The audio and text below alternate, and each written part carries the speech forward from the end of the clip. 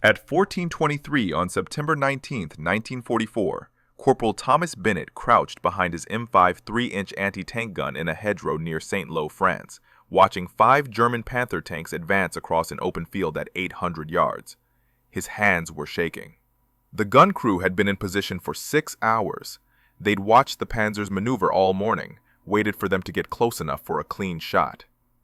Now the moment had arrived, and Bennett knew the textbook approach would get them all killed. The M5 was a good gun, powerful, accurate. It could punch through 3 inches of armor at 1,000 yards when fired correctly. But correctly meant firing at a depression angle of -5 degrees, or an elevation angle of no more than 15 degrees. Those were the angles the gun was designed for, the angles every gunnery manual specified. Fire outside those parameters and you risked damaging the recoil mechanism, possibly destroying the gun, definitely voiding any maintenance warranty. The problem was the terrain. The hedgerow where Bennett's gun sat was elevated 12 feet above the field. The Panthers were advancing through a shallow depression. To hit them using the approved firing angles, Bennett would have to wait until they climbed out of the depression and came within 300 yards, maybe closer. At that range, the Panthers could see his muzzle flash, could target his position, could destroy his gun with their first shot. The Panthers had 80mm frontal armor, sloped at 55 degrees, nearly impenetrable from the front at close range. The M5 could penetrate that armor, but only if the shell hit at the perfect angle, and only if Bennett could fire before the Panthers saw him. His gun commander was Second Lieutenant James Walsh, 24 years old, 8 weeks in France. Walsh had read the manual, knew the approved procedures. He was telling Bennett to wait for the Panthers to get closer, wait for the proper firing angle, wait for the textbook shot. Bennett had been a gunner for 11 months. He'd served in North Africa before France, had fired at German tanks 23 times, hit 17. But he'd never tried what he was thinking about now, never violated the elevation limits, never risked destroying his own gun to get a shot. The manual was clear. Maximum elevation, 15 degrees. Anything more could snap the recoil springs, crack the mount, turn a functional anti-tank gun into scrap metal. But Bennett had spent the past 6 hours calculating angles, estimating distances, watching the Panthers move.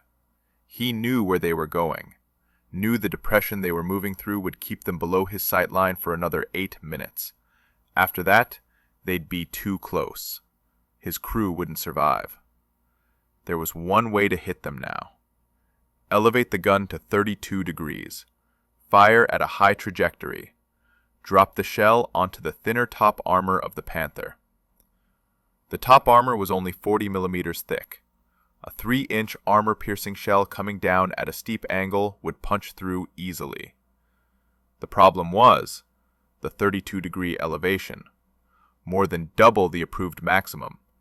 The recoil forces at that angle would be enormous.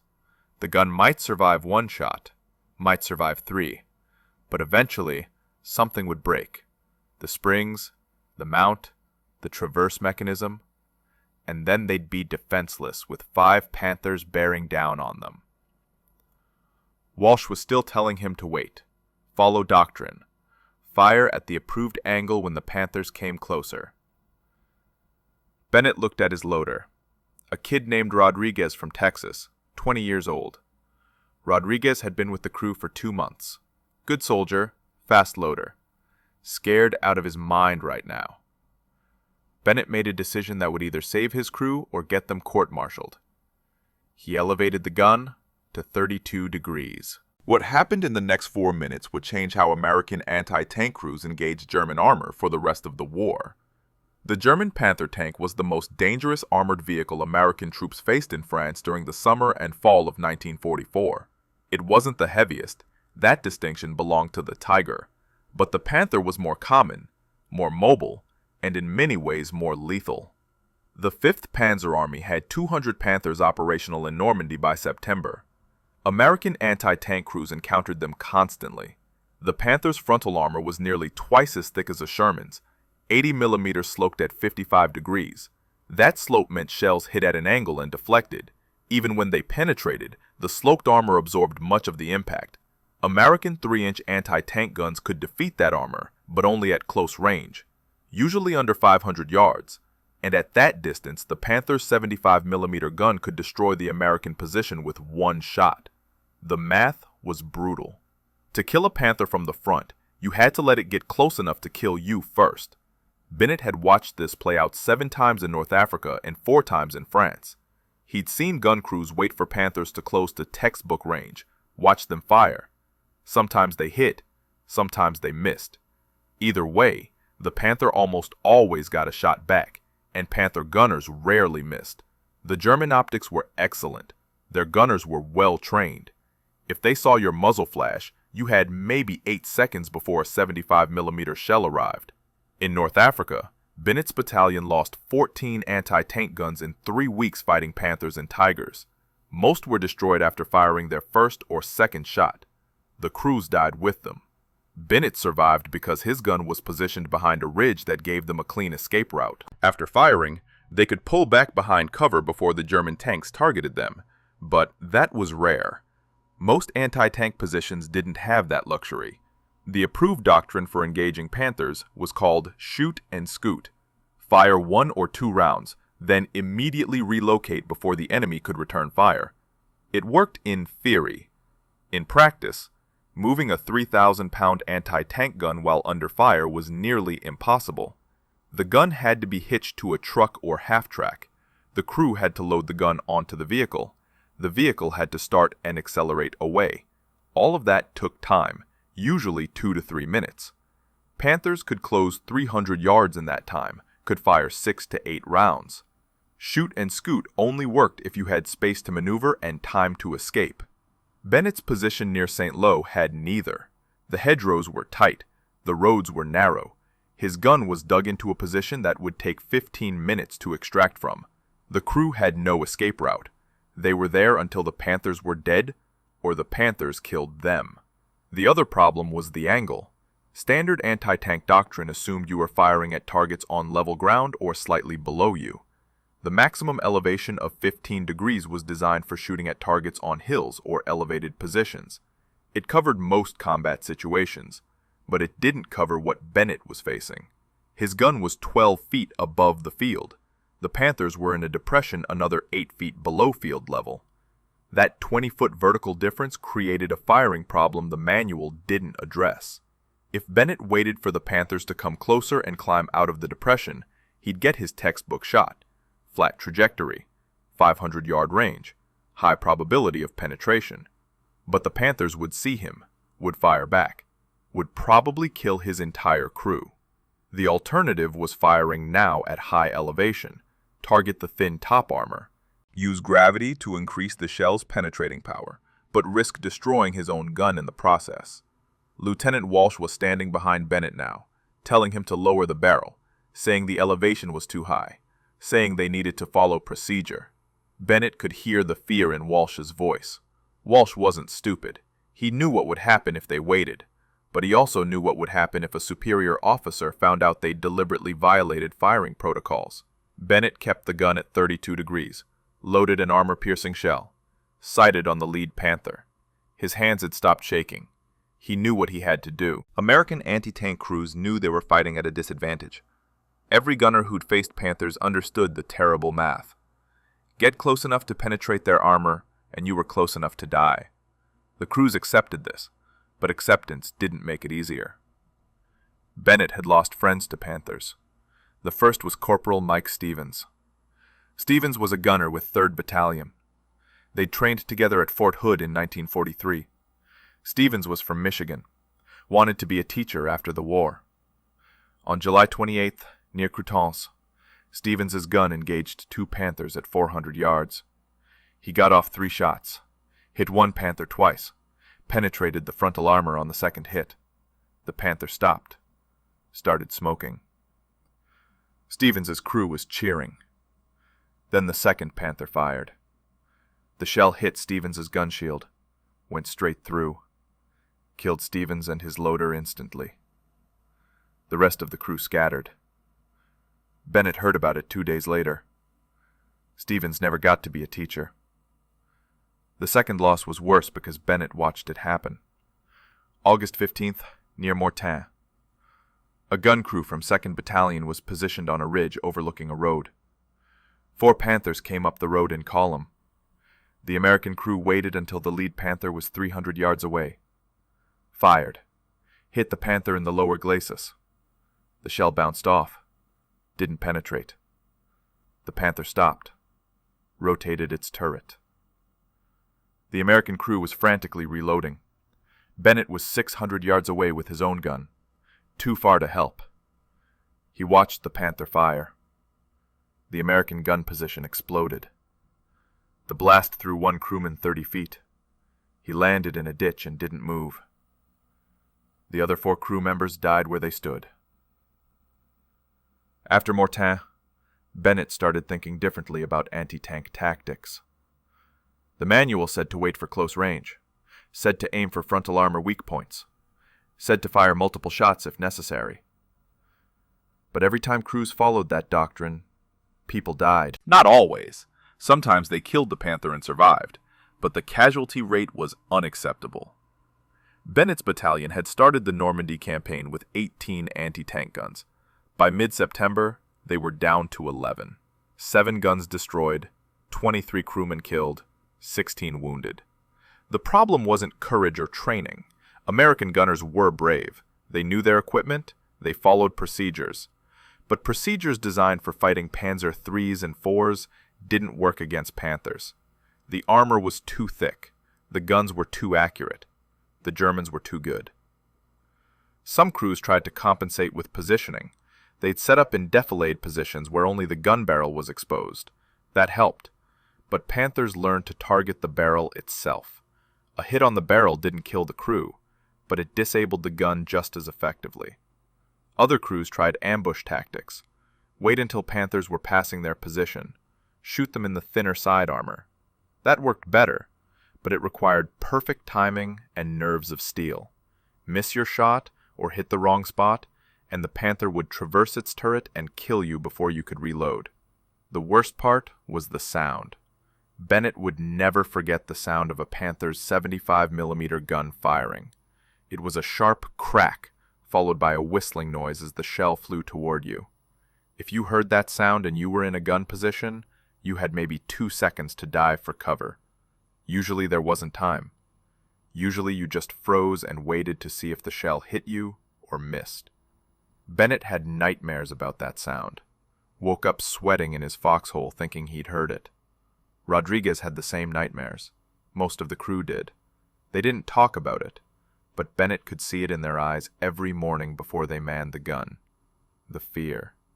The knowledge that today might be the day a Panther killed them. Lieutenant Walsh tried to help. He was a good officer, cared about his men. But Walsh was following the manual because that's what lieutenants did. They followed orders. They trusted doctrine. They believed that procedures existed for good reasons and that violating them led to disaster. Bennett believed something different. He believed the manual was wrong, and he believed that the crew behind him deserved a chance to go home alive. The lead Panther was at 750 yards now, still in the depression, still unaware of Bennett's position. Bennett pulled the trigger. The recoil was unlike anything Bennett had experienced. At normal elevation angles, the M5 kicked back smoothly. The springs absorbed most of the force. The mount held steady. The crew barely felt it. But at 32 degrees, everything changed. The gun bucked upward like a wild horse. The entire mount shuddered. Metal screamed against metal. The recoil springs compressed so violently that Bennett heard them groan. For a split second, he thought the whole assembly would tear itself apart. The shell arced high into the sky. Bennett lost sight of it against the gray September clouds. 3 seconds passed. 4. 5. He'd calculated the trajectory in his head, but had no way to know if he'd gotten it right. The math was simple in theory. Elevation plus gravity plus distance equals impact point. But he'd never actually test-fired at this angle. Never proven it would work. 6 seconds. The lead Panther was still moving forward, still unaware. Its commander was probably scanning the hedgerows at ground level. looking for threats at normal firing angles, not expecting anything from above. 7 seconds. Bennett heard Walsh behind him saying something. Couldn't make out the words over the ringing in his ears from the gun blast. 8 seconds. The shell hit. It struck the Panther's engine deck at a nearly vertical angle, punched through the 40mm top armor like paper. The shell was armor-piercing, solid shot, no explosive filler. But it didn't need explosives. The kinetic energy was enough. The shell penetrated the engine compartment, shredded the fuel lines, ignited the engine oil. The Panther's rear deck erupted in flames. The other 4 Panthers stopped immediately. Their commanders were trying to figure out where the shot came from.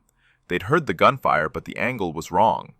Anti-tank guns didn't shoot from above at steep angles. That wasn't possible. Their training said so. Their experience said so. They started scanning the hedgerows again, looking for the threat at ground level. Bennett was already loading the second shell. Rodriguez moved like lightning, grabbed the 20-pound projectile from the rack, slammed it into the breech. The loader closed. Bennett sighted on the second Panther. Same elevation, same technique. The gun was holding together. The springs were stressed but functional. The mount was still solid. He fired again. Another violent recoil. Another groan from the springs. The shell arced up. This time Bennett counted. 8 seconds. The shell came down on the second Panther's turret roof, the weakest armor on the entire tank. 25mm. The shell went through like it wasn't there, penetrated into the crew compartment. Bennett didn't see what happened inside, but the Panther stopped moving. Black smoke poured from the commander's hatch. The remaining 3 Panthers finally understood. They weren't being shot at from ground level. They were being shot at from above. The commander started reversing, trying to back out of the depression, get out of the kill zone. But Panthers were heavy, 60 tons. They didn't accelerate quickly in reverse. Bennett had time for 1 more shot before they escaped. Maybe 2. Rodriguez was already loading the 3rd shell. Bennett sighted on the 3rd Panther. It was backing up, but still in range, still exposed from above. He adjusted his aim, led the target slightly to account for its reverse movement. Fired. The 3rd shell hit the Panther on the turret ring, the weakest structural point on the entire vehicle. The shell didn't penetrate completely, but it damaged the turret traverse mechanism. The Panther's turret locked in place. The tank was effectively crippled. It could still move, but it couldn't aim its gun. The crew abandoned it 20 seconds later, bailed out through the hatches, and ran for the tree line. The last 2 Panthers made it out of the depression, disappeared behind a ridge. Gone. 3 Panthers destroyed or disabled in 90 seconds. 0 shots fired in return. Bennett's crew was still alive. The gun was still functional. Lieutenant Walsh stood there staring at Bennett, mouth open, couldn't speak. Finally he said 4 words. "How did you know?" Bennett said he didn't know. He guessed, calculated, hoped. But he didn't know until the first shell hit. What neither of them realized was that 6 other American anti-tank crews had been watching from nearby positions. The high-angle shot worked because of 3 things the gunnery manual never considered: geometry, gravity, and German doctrine. Panther tanks were designed to fight on flat ground. Their armor was thickest where designers expected shells to hit: 80mm on the front glacis, 60mm on the turret front, 50mm on the sides. The armor was sloped to deflect incoming rounds. German engineers had calculated every angle, anticipated every threat, except one. They never expected shells to come from above. The top armor on a Panther was 40mm on the engine deck, 25mm on the turret roof. That was enough to stop shell fragments and shrapnel from artillery airbursts, but it wasn't designed to stop a 3-inch armor-piercing shell hitting at a steep angle with all its kinetic energy focused on one point. The math was brutal. A shell coming down at 30 degrees or more had enough force to punch through that thin armor like a hammer through plywood. Gravity helped. A shell fired at high elevation reached a peak altitude and then fell. On the way down, gravity accelerated it. The shell Bennett fired climbed to maybe 200 feet above the target, then dropped. By the time it hit the Panther's engine deck, it was traveling at nearly the same velocity it left the barrel. All that energy concentrated on a projectile the diameter of a fist hitting armor less than 2 inches thick. Physics didn't care about German engineering. The shell went through. The high angle also solved another problem. Shooting at Panthers from level ground meant your shell hit sloped armor. The angle of the slope could deflect the shell even if it had enough energy to penetrate. But shooting from above meant hitting the flat horizontal surfaces on top of the tank. No slope, no deflection. Just straight down impact on the weakest armor the tank had. German tankers never trained for this threat. Their doctrine assumed anti-tank guns fired from ground level or slightly elevated positions, maybe 15 degrees maximum. They trained to spot muzzle flashes at those angles, trained to identify firing positions in hedgerows and buildings at eye level. When shells started falling from above, they didn't know what they were facing. Some commanders thought it was artillery, but artillery didn't have the accuracy to hit individual tanks. Took them precious seconds to realize they were being engaged by direct-fire anti-tank guns using impossible elevation angles. The risk to Bennett's gun was real. The M5 recoil mechanism was rated for 15 degrees maximum elevation. At 32 degrees, the recoil forces tripled. The springs compressed beyond their design limits. The mount absorbed stresses it was never engineered to handle. Each shot was a gamble. The gun might hold together for 3 shots, might hold for 10. But eventually something would break. A spring would snap. A bolt would shear. The traverse mechanism would crack. And when that happened, the gun was done. Bennett knew this, but he also knew that waiting for Panthers to come closer meant dying. The choice was simple. Risk the gun or risk the crew. He chose the gun. Guns could be replaced. His crew couldn't.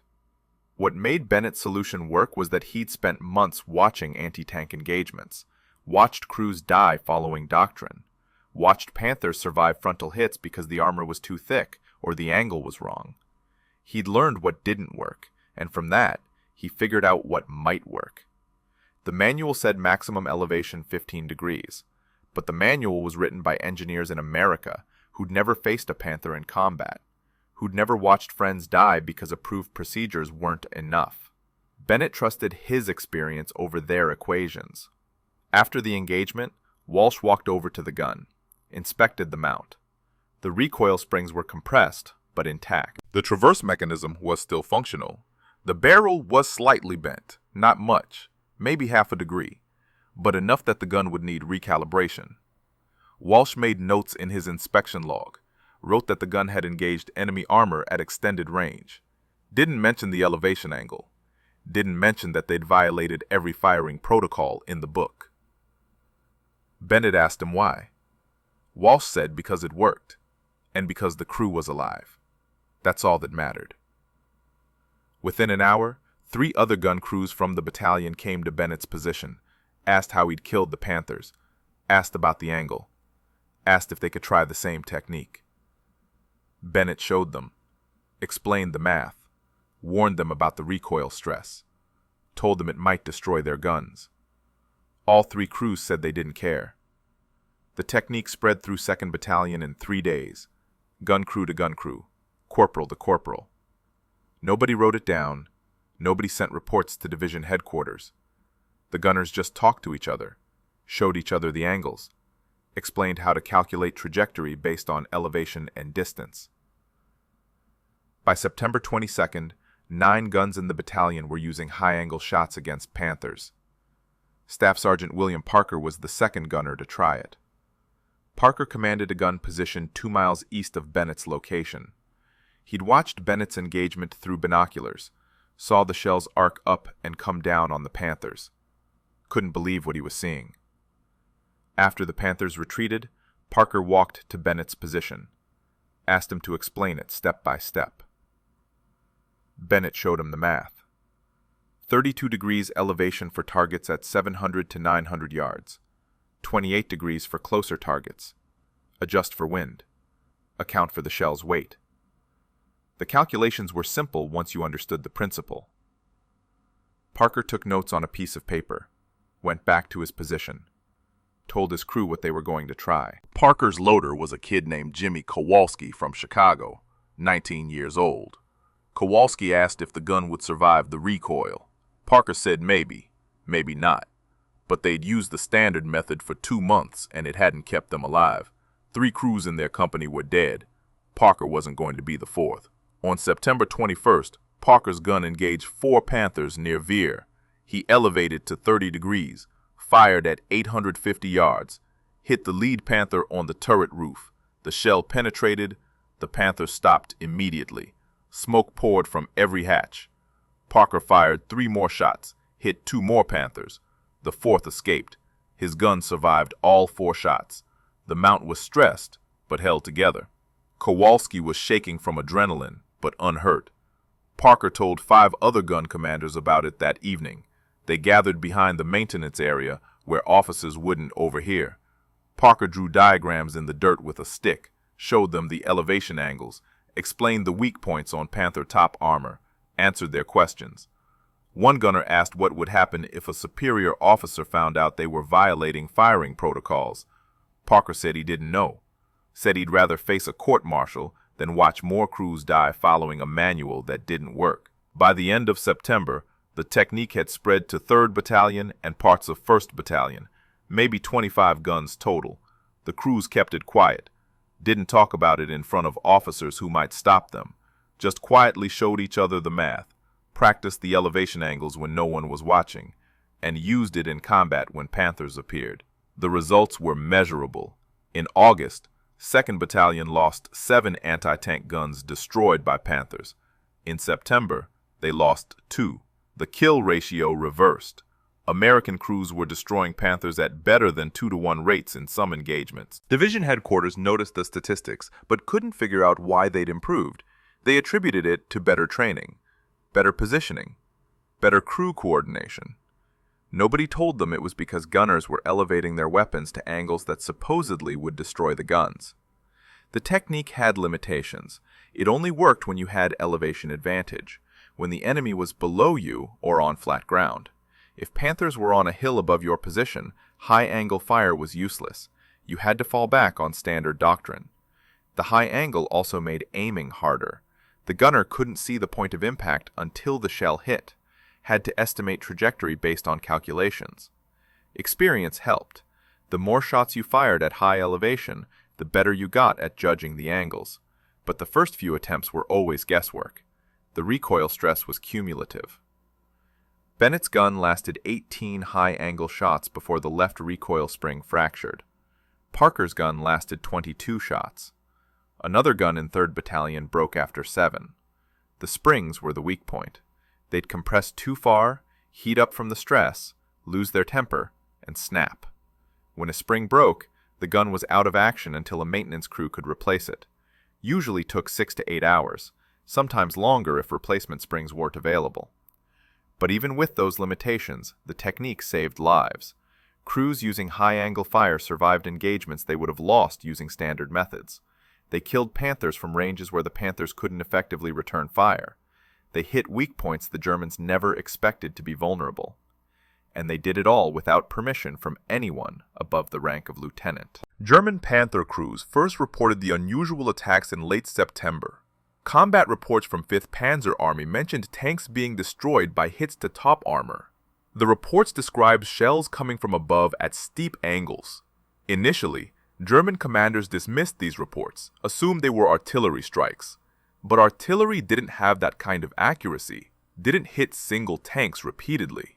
Something else was happening. By early October, the pattern was clear. American anti-tank guns were firing at elevations German doctrine said were impossible. The Germans called it plunging fire. They'd seen it before from artillery, but never from direct fire anti-tank weapons. Their intelligence officers tried to determine if the Americans had deployed a new gun system, some kind of howitzer adapted for anti-tank work. But reconnaissance showed the same M5 3-inch guns they'd been facing for months. Nothing had changed except how the Americans were using them. German tank commanders tried to adapt, Some started avoiding low ground where they'd be vulnerable to plunging fire, stuck to ridge lines and elevated positions where American guns couldn't get the height advantage. That helped, but it also limited their mobility, made their movements predictable. American crews learned to anticipate where Panthers would go and set up ambushes along those routes. Other German commanders tried aggressive tactics, rushed the American positions before the gunners could get multiple shots off, closed the distance fast enough that elevation advantage didn't matter. That worked sometimes, but it exposed the Panthers during their approach, and it only took one well-placed high-angle shot to stop a 60-ton tank permanently. The worst part for German crews was the psychological impact. Panther tankers had felt relatively safe from frontal attacks. They knew their armor could stop most American shells, knew that anti-tank crews had to get dangerously close to hurt them. That confidence was gone now. Shells were coming from above, hitting places no armor could protect. Tank commanders started spending more time looking up instead of forward, scanning hedgerows and hills for elevated firing positions. The threat changed how they fought, made them cautious, defensive. Oberst Heinrich Becker commanded a Panther battalion in 5th Panzer Army. He lost 8 tanks to high-angle fire in 2 weeks. On October 7th, Becker held a meeting with his company commanders, told them American anti-tank tactics had changed, warned them that frontal armor was no longer sufficient protection, ordered them to avoid low ground whenever possible, keep moving, don't present stationary targets. One commander asked what they should do if forced to advance through a depression with elevated enemy positions. Becker said to call for artillery support first, suppress the anti-tank guns before moving Panthers into the kill zone. But artillery support wasn't always available, and when it was, American gun crews learned to relocate after a few shots, fire from one position, move to another, keep the Germans guessing where the next high-angle shot would come from. The Panthers couldn't effectively counter a threat they couldn't predict. Some German crews tried to reinforce their top armor, welded spare track links or metal plates onto the engine decks and turret roofs. The added weight reduced the tank's mobility, stressed the engines, and it didn't help much anyway. A 3-inch armor-piercing shell coming down at high velocity could punch through track links and thin plates. The modifications gave the crews psychological comfort, but little actual protection. By mid-October, German after-action reports routinely mentioned plunging fire as a significant threat. The 5th Panzer Army estimated they'd lost 30 to 40 tanks to high-angle anti-tank fire in September and October. That was roughly 10% of their operational strength. Not catastrophic, but enough to matter. Enough to change how they deployed their armor. The fundamental problem for German tankers was that they couldn't eliminate the threat. American anti-tank crews with elevation advantage could hit them from ranges where German guns couldn't effectively target the American positions. The Panthers could try to suppress the anti-tank guns with machine gun fire or high-explosive shells, but that meant revealing their position and wasting ammunition on targets they couldn't see clearly. Most commanders decided it was better to avoid areas where American guns had height advantage. That meant ceding terrain, limiting offensive operations, fighting defensively. The Americans had found a weakness in the Panthers' design that German engineers never anticipated, and they were exploiting it ruthlessly, with a technique that officially didn't exist. The high-angle firing technique never became official doctrine during World War II. Division headquarters learned about it in November 1944, when an artillery observer filed a report describing anti-tank guns firing at impossible elevation angles. The report went to the Ordnance Department. Engineers reviewed it, calculated the stresses involved, concluded that the technique would damage the guns and should be prohibited. But by then, it was too late to stop it. Too many crews were using it. Too many Panthers had been destroyed. The kill ratios were undeniable. In October and November 1944, American anti-tank battalions in France destroyed 163 Panthers. 28 of those kills were confirmed high-angle shots. The actual number was probably higher. Most gunners didn't report the technique in their after-action reports, just wrote that they engaged enemy armor at extended range. The Army issued a technical bulletin in December, stated that firing M5 guns above 20 degrees elevation was not recommended. warned that it could damage the recoil mechanism. But the bulletin didn't order crews to stop, didn't threaten disciplinary action, just recommended against it. Every gunner who read that bulletin understood what it meant. The Army knew what they were doing, and the Army wasn't going to court-martial them for keeping themselves alive. Thomas Bennett survived the war. He fought through France, Belgium, and into Germany. His gun crew destroyed 11 Panthers between September 1944 and May 1945. 7 of those were high-angle shots. His gun went through 4 sets of recoil springs. Each time they broke, the maintenance crews replaced them and sent him back into action. Bennett never received a medal for the technique, never got official recognition. The Army didn't give awards for violating technical manuals even when it worked. After the war, Bennett went home to Ohio, worked as a machinist in Cleveland for 38 years, got married in 1947, had 2 daughters, retired in 1983. He didn't talk much about the war. When people asked, he'd say he was an anti-tank gunner, served in France and Germany. That was it.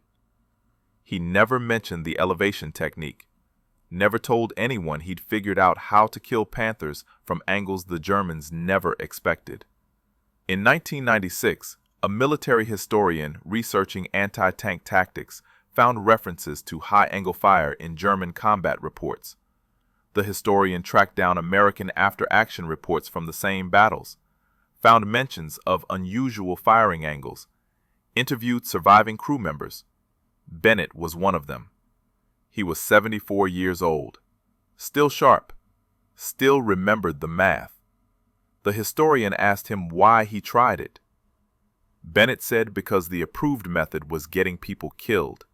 Someone had to try something different. The historian estimated that high-angle anti-tank fire accounted for roughly 8 to 12% of Panther losses in Western Europe between September 1944 and April 1945. That translated to maybe 60 to 80 tanks destroyed, using a technique that wasn't supposed to work. Bennett's innovation had saved an estimated 40 to 60 American gun crew lives, based on survival rate improvements in battalions that adopted it. The principles Bennett discovered influenced post-war anti-tank weapon design. Modern anti-tank missiles like the Javelin use top attack profiles. They fly up and come down on the thin top armor of enemy tanks. It's the same concept Bennett figured out in a hedgerow in France. Use elevation and gravity to attack the weakest point.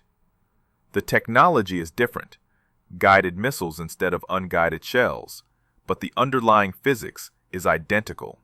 Thomas Bennett died in 2009 at age 87. He was buried in Ohio Western Reserve National Cemetery. His obituary mentioned his service in World War II as an anti-tank gunner. It did not mention that he'd changed how American crews fought German armor, did not mention the lives he saved, did not mention that modern anti-tank weapons use the same principle he discovered 80 years ago. The M5 gun he used is now on display at the Fort Sill Artillery Museum in Oklahoma. The placard describes its specifications and service history. It mentions that the M5 was effective against German armor when used properly. It does not mention that properly sometimes meant ignoring the manual and elevating to 32 degrees. That's how real innovation happens in war. Not through official channels or approved testing. Through soldiers who see a problem, figure out a solution, and don't wait for permission to implement it. Through corporals who trust their calculations over their manuals. Through crews who risk their equipment to save their lives. Thomas Bennett was just a gunner from Ohio who did the math and pulled the trigger. It saved his life, and it saved dozens of others. If you found this story as compelling as we did, please take a moment to like this video. It helps us share more forgotten stories from the Second World War. Subscribe to stay connected with these untold histories. Each one matters. Each one deserves to be remembered. And we'd love to hear from you. Leave a comment below telling us where you're watching from. Our community spans from Texas to Tasmania, from veterans to history enthusiasts. You're part of something special here. Thank you for watching. And thank you for keeping these stories alive.